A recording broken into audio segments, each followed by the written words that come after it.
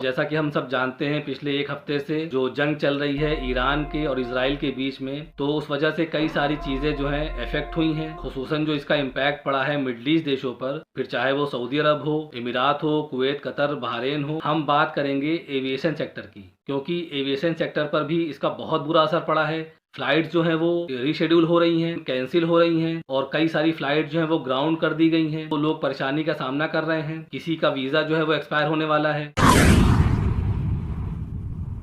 तो एयरलाइंस वालों से जब राब्ता किया गया, जो उनके रिप्रेजेंटेटिव थे, फिर चाहे वो एयर इंडिया के थे या फिर इंडिगो के थे, जो एडवाइजरी उन्होंने दी है, जो लोगों को रिप्लाई दिए हैं, वो मैं आपके साथ इसमें शेयर करूंगा, ताकि हम अपने हक में क्या बेस्ट ऑप्शन है वो ले सकें। ये ट्रैवल एडवाइजरी है इंडिगो की तरफ से। Over the past few days many of our customers have been navigating uncertainty while waiting to return home. मैं आपको हिंदी में पढ़ के बताता हूँ ताकि हम जो है अच्छे से समझ सकें। यात्रा संबंधी सलाह। पिछले कुछ दिनों से हमारे कस्टमर घर लौटने या उन जगहों पर पहुंचने का इंतज़ार करते हुए उलझन में हैं जो उनके लिए सबसे ज़्यादा मायने रखती हैं। इस दौरान हम पूरी तरह आपके साथ हैं और आपकी यात्रा में मदद करने के लिए हर मुमकिन कोशिश कर रहे हैं। देखभाल, जिम्मेदारी और सुरक्षा पर लगातार ध्यान दे रहे हैं। अब ये देखिए, इन कोशिशों के तहत इन डेस्टिनेशन को आप ध्यान रखिए, क्योंकि ये डेस्टिनेशन जो है मैं बाद में डिस्कस करूंगा, हम जो है किस तरह से इंडिया जो है वो ट्रैवल कर सकते हैं। इन कोशिशों के तहत एथेंस, मस्कट, जद्दा और मदीना के लिए पहले से अनाउंस की गई फ्लाइट्स, साथ ही साथ यूएई के लिए कुछ चुनिंदा वापस आने वाले फ्लाइट्स भी अब शुरू हो गई हैं। ठीक है, क्योंकि हम धीरे धीरे प्रभावित रूट्स पर कनेक्टिविटी ठीक कर रहे हैं। जो इम्पैक्टेड रूट्स थे, जो क्लोजर थे, उन रूट्स पर भी अब ये फ्लाइट धीरे धीरे ठीक कर रहे हैं। हमारे कस्टमर और क्रू, हमारी सेफ्टी है बड़ी प्रायोरिटी है। अगर हमें अप्रूवल मिल जाए तो हम कल से फ्रीक्वेंसी बढ़ाने की कोशिश कर रहे हैं, ताकि ट्रैवल का इंतजार कर रहे कस्टमर को और सपोर्ट मिल सके। तो ये एडवाइजरी है इंडिगो की तरफ से, और जो डेस्टिनेशन इन्होंने बताए हैं एथेंस, मदीना, जद्दा, यूएई, तो इन पर जो है ये फ्लाइट्स को बढ़ाएंगे। और यही सेम चीज़ देखिए आप, मैं एयर इंडिया का जो है पोस्ट पढ़ के बताता हूँ कि एयर इंडिया क्या कह रहा है। अभी की स्थिति को ध्यान देने के बाद मिडिल ईस्ट से हमारे ज़्यादातर ऑपरेशन 5 मार्च 2026 तक बंद रहेंगे, लेकिन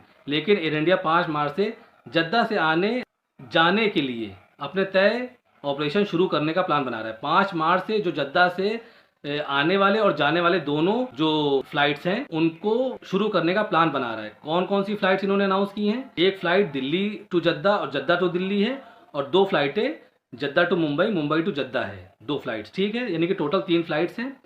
एयर इंडिया ने 5 मार्च को सुबह मुंबई दिल्ली रूट का एक एक्स्ट्रा सर्विस चलाने का भी प्लान बनाया है, जिसमें फंसे हुए पैसेंजर्स को वापस लाने के लिए ज़्यादा कैपेसिटी वाला B777 एयरक्राफ्ट होगा। ठीक है, तो ये एयर इंडिया का जो एडवाइजरी है ट्रैवल की, वो हम सबके लिए है। ठीक है, अब हम क्या कर सकते हैं? अच्छा, मैं एक बात और आपसे करूंगा कि हम अगर फ्लाइट कैंसिल कर रहे हैं और फ्लाइट कैंसिल करके हम रिफंड लेना चाह रहे हैं, तो रिफंड लेने के लिए भी जो इंडिगो है उन्होंने एक प्लान बी जो है वो बताया है। मैं आपको दिखाता हूँ यहाँ पर। इन्होंने we regret the inconvenience caused due to the change in your travel plan.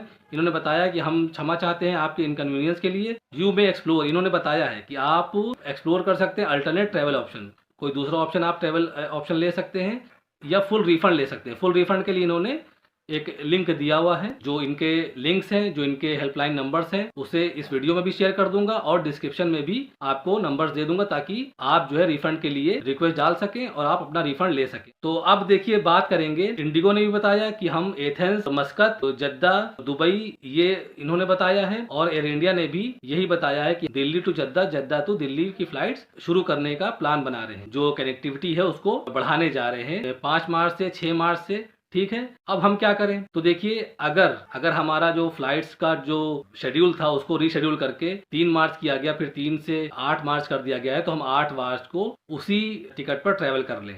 ठीक है, अगर हमारे पास टाइम है वीज़ा पर, और अगर हमारे वीज़ा पर जो है टाइम नहीं है, मसलन हमारा वीज़ा जो है 5 मार्च को या 6 मार्च को, 7 मार्च को एक्सपायर हो रहा है, तो हम क्या करें? तो देखिए, जहाँ तक मैं समझता हूँ, ऐसी सूरत हाल में अगर सारी फ्लाइट्स बंद होती, सारी फ्लाइट्स ग्राउंड होती, तो हमें ज़्यादा उम्मीद थी गवर्नमेंट से कि हमें शायद गवर्नमेंट से ग्रेस पीरियड मिल जाए। जिनका वीज़ा एक्सपायर हो भी गया है वो भी इन डेट्स में ट्रैवल कर सकते हैं।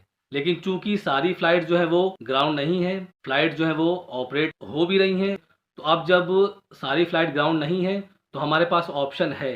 तो जब हमारे और आपके पास ऑप्शन है तो गवर्नमेंट से उम्मीद जो है वैसे तो है कि शायद कोई ग्रेस पीरियड हमको मिल जाए, क्योंकि वॉर पीरियड चल रहा है, लेकिन ये भी उम्मीद है कि शायद कोई ग्रेस पीरियड हमें ना मिले। तो हमें अपने, क्योंकि गवर्नमेंट का रूल यही है कि आप अपने वीज़ा का जो वैलिडिटी है एक्सपायर होने से पहले ही ट्रैवल कर लें, ठीक है।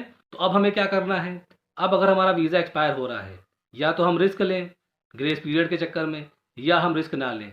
तो अगर हम रिस्क नहीं लेना चाहते हैं तो हम ये कर सकते हैं कि देखिए, अगर हम रियाद का नाम नहीं है, आपने देखा रियाद का नाम नहीं है, तो अगर हम रियाद से ट्रैवल करना चाहते हैं या हम दम्माम से ट्रैवल करना चाहते हैं तो फिर हम जद्दा ट्रैवल कर ले पहले। फिर जद्दा से जो फ्लाइट जो है अगर मस्कत जा रही हैं, चाहे वो इंडिगो की हो, चाहे वो एयर इंडिया की हो, या दुबई जा रही हैं, या डायरेक्ट कोई फ्लाइट जा रही है, क्योंकि टिकट भी इस वक्त महंगे हैं। तो अगर हम अफोर्ड कर सकते हैं तो हम पुराना टिकट जो है उसे कैंसिल अगर हो गया हो तो उसका रिफंड ले लें और नया टिकट बुक करके हम जद्दा से या दुबई या मस्कत होकर ट्रैवल कर लें। अच्छा, अब रिफंड कैसे लें? देखिए, रिफंड लेने का जो तरीका है ऑलमोस्ट हर एयरलाइंस का एक जैसा होता है, बट मैं यहाँ पर आपको एयर इंडिया का और इंडिगो का बताऊंगा। तो यहाँ पर आप देखेंगे जो एयर इंडिया का लिंक है और इंडिगो का लिंक है, इस पर आप जाकर डायरेक्ट आप एप्लीकेशन में जा सकते हैं, वहाँ से भी आप रिक्वेस्ट सबमिट कर सकते हैं रिफंड के लिए, या फिर इनके जो हेल्पलाइन नंबर है इस पर आप बात भी कर सकते हैं। लेकिन मैं आपको एडवाइस दूंगा कि आप जो व्हाट्सअप है, इनके व्हाट्सअप नंबर है, इन्हें अपने मोबाइल में आप सेव करें और इनसे व्हाट्सअप पे आप इनको मैसेज भेजें। उसमें आप रिफंड वाले ऑप्शन को जो सिलेक्ट करके और रिफंड की जो है रिक्वेस्ट को सबमिट करें। तो इंशाल्लाह आपका जो रिफंड है वो 6 से 11 दिन 12 दिन के जो वर्किंग डेज है आपको रिफंड मिल जाएगा। तो दोस्तों, ये कुछ जानकारी थी जो मैंने आपके साथ शेयर करनी थी, डिस्कस करनी थी। उम्मीद करते हैं कि आपको ये वीडियो इन्फॉर्मेटिव लगी होगी। अगर और कोई जानकारी या अपडेट आती है एयरलाइंस की तरफ से तो वो भी आपके साथ इंशाल्लाह डिस्कस करेंगे, शेयर करेंगे। मिलते हैं नेक्स्ट वीडियो में। अस्सलाम वालेकुम वरहमतुल्लाहि वबरकातुहू।